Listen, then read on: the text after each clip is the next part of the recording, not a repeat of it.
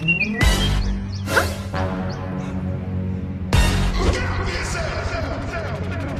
wake up to the sound of the silence that allows for my mind to run around with my ear up to the ground. I'm searching to behold